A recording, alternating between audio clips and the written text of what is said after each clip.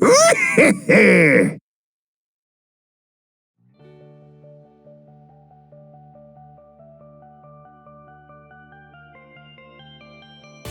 the Hedgehog, originally brought to this world in 1991, is commonly thought of as the epitome of the decade he was born from.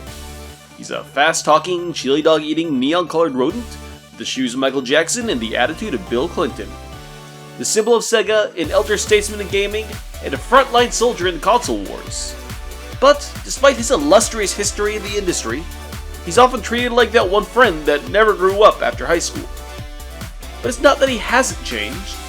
He has. From the 2D platformers of the 90s, to the 3D adventures of the 2000s, all the way to the nostalgia bait of the 2010s, the franchise has changed so much that it split its own fanbase. The attitude changed too.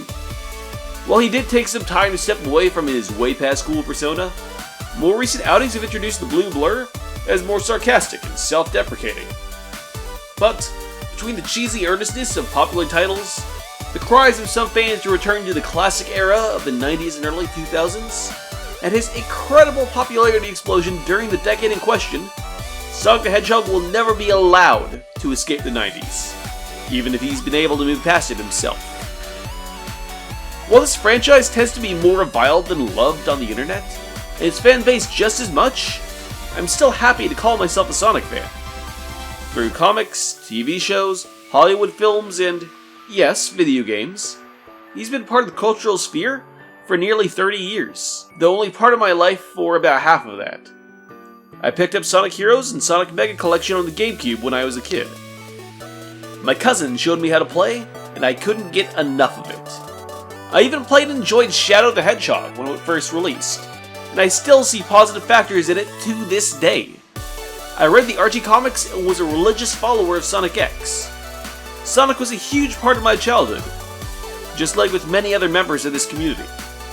I found that love again in 2015, emulating Sonic games during my first term of college classes. I felt hurt in 2017 with the cancellation of the Archie comics, and was ecstatic to see the Hedgehog return to print a year later.